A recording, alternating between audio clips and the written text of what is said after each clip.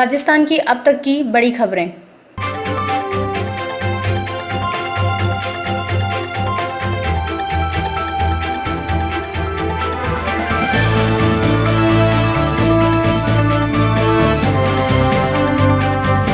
नमस्कार, मैं हूं नीना। जस्ट टुडे पर अब खबरें विस्तार से। राज्यसभा चुनावों को लेकर कांग्रेस और भाजपा के बीच तनातनी इस कदर बढ़ी है कि दोनों के प्रत्याशी अब खुले रूप में जुबानी जंग शुरू कर चुके हैं।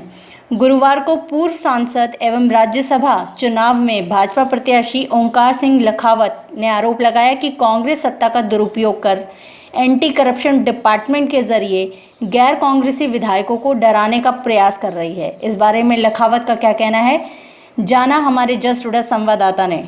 राज्यसभा के जो चुनाव आयोजित किए जा रहे हैं उसको राजस्थान में कांग्रेस की सरकार और कांग्रेस दोनों मिलकर के प्रभावित करने का प्रयास कर रही है। वे अनुचित रूप से एससीडी में रिपोर्ट लिखा करके जो गैर कांग्रेसी विधायक हैं उनको डराने का प्रयास कर रही है। ये लोकतंत्र के खिलाफ है और संवैधानिक मान्यताओं के खिलाफ है। दूसरी बात, अशोक गहलोत जी ने एक आरोप लगाया कि राज्यसभा का चुनाव केंद्र ने और प्रधानमंत्री कार्यालय ने उन्होंने उसको स्थगित कराया।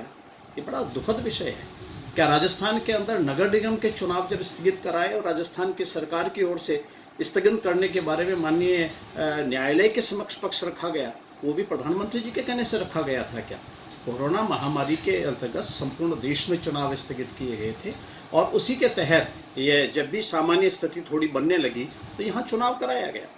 मैं आपसे एक निवेदन करना चाहता हूँ सबसे, राजस्थान की जनता को और सबसे, कि कुल मिलाकर के जो एससीडी है वो किसी राजनीतिक दल की कार्यकर्ता नहीं। आगे बढ़ते हैं अपनी दूसरी खबर की तरफ, जो आ रही है जयपुर के सियासी गलियारे से ही। एक तरफ जहां राज्यसभा चुनाव को लेकर प्रदेश में सियासी हड़कंप मचा हुआ है, वहीं उप मुख्यमंत्री सचिन पायलट अपनी जीत को लेकर बेहद निश्चित नजर आए। गुरुवार को सचिन पायलट ने पूर्व केंद्रीय मंत्री और अपने पिता राजेश पायलट की पुण्यतिथि पर दौसा जिले के भंडाना में शिरकत की और कहा कि हमारे पास पर्याप्त संख्या बल है। राज्यसभा की 3 सीटों में से 2 पर केवल कांग्रेस का ही विजय परचम लहराएगा। अगली खबर की तरफ बढ़े। माफ़ कीजिएगा, मैं बीच में रोक के एक दूसरी खबर के साथ अपने दर्शकों को रूबरू करना चाह रही हूँ। जस्ट टुडे की ये खास एक्सक्लूसिव खबर अभी जस्ट टुडे को मिली है। जी हाँ, ये जस्ट टुडे के पास अब तक की सबसे बड़ी खबर आ रही है कि राजस्थान में भाजपा बूथ संपर्क अभियान के बाद अब वर्चुअल रैली के जरिए भाजपा लोगों से संपर्क साधेगी। यह अपने आप में ऐसी पहली रैली होगी जो जनता के साथ सीधे सीधे वर्चुअल संवाद में एक नई क्रांति को जन्म देगी। राजस्थान जन संवाद वर्चुअल रैली की बात करें तो इसका आयोजन 14 जून को किया जाएगा। भाजपा प्रदेशाध्यक्ष सतीश पूनिया ने कहा कि कोरोना महामारी के दौरान वर्चुअल संवाद करने वाली भाजपा विश्व की सबसे बड़ी पार्टी बन गई है। भाजपा प्रदेशाध्यक्ष ने इस बारे में और क्या कहा, आइए जानते हैं। भारतीय जनता पार्टी विश्व का सबसे बड़ा राजनीतिक संगठन होने का रिकॉर्ड पार्टी ने बनाया ही है, लेकिन एक रिकॉर्ड और भारतीय जनता पार्टी के नाम दर्ज हो गया। वैश्विक महामारी कोरोना के बाद जो कार्य पद्धति बदली और उसमें धीरे धीरे डिजिटल प्लेटफॉर्म पर राजनीतिक गतिविधियां भी शुरू हुई और भारतीय जनता पार्टी विश्व की सबसे पहली पार्टी हुई जिसने सबसे ज़्यादा बड़ी वर्चुअल रैली को संबोधित किया विगत दिनों बिहार में केंद्रीय गृह मंत्री माननीय अमित शाह जी ने। इसी क्रम में भारतीय जनता पार्टी राजस्थान भी 3 बड़ी वर्चुअल रैलियां करेगी, 14 को, 20 को और 27 को। इसी क्रम में 200 विधानसभा क्षेत्रों में 400 वीडियो कॉन्फ्रेंस के जरिए हम अपने कार्यकर्ताओं तक और मतदाताओं तक पहुंच करेंगे। इसी प्रकार व्हाट्सएप ग्रुप्स के जरिए नीचे तक जमीनी स्तर पर मतदाताओं और कार्यकर्ताओं से जुड़ेंगे और हमारी सूचनाओं का आदान प्रदान उस प्लेटफॉर्म से करेंगे।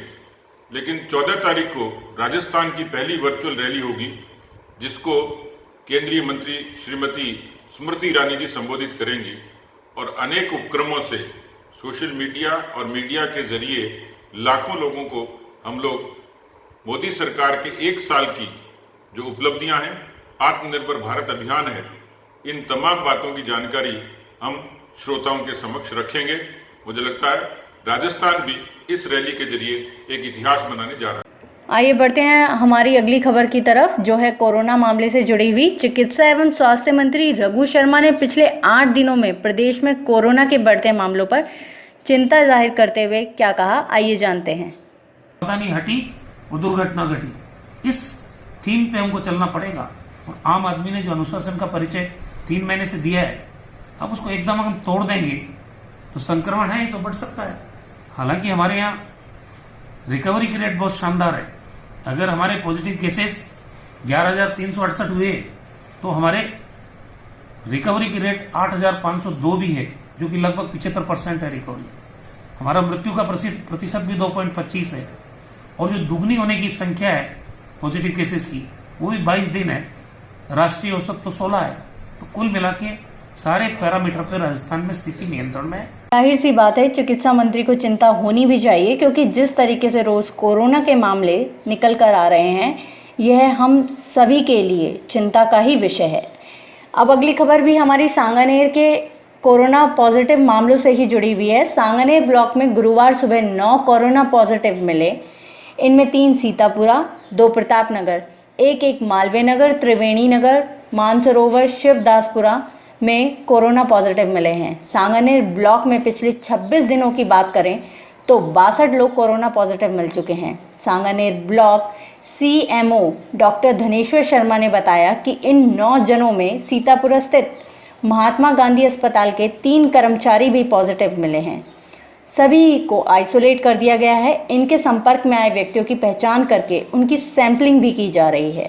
कोरोना संक्रमण ना फैले, इसके लिए सभी वॉरियर्स अभी भी एकजुट होकर अपने अपने काम को अंजाम दे रहे हैं। तभी तो राजस्थान एपिडेमिक कानून के तहत अब तक 80,000 व्यक्तियों का चालान कर 1.5 करोड़ रुपए का जुर्माना वसूला जा चुका है। इसमें सार्वजनिक स्थानों पर मास्क नहीं लगाने वाले, बिना मास्क पहने लोगों को सामान बेचने वाले, सार्वजनिक स्थलों पर थूकने वाले, निर्धारित सुरक्षित भौतिक दूरी नहीं रखने वाले व्यक्ति शामिल हैं। राज्य के अपराध पुलिस महानिदेशक BL सोनी ने बताया कि कर्फ्यू तथा क्वारंटाइन का उल्लंघन करने वालों पर अब तक करीब 7,000 व्यक्तियों को गिरफ्तार किया गया है। करीब 4.25 लाख से अधिक वाहनों का चालान कर 8 करोड़ रुपए से अधिक का जुर्माना वसूला जा चुका है। आज के लिए फ़िलहाल इतना ही। धन्यवाद। जुड़े रहिए और देखते रहिए जस्ट टुडे।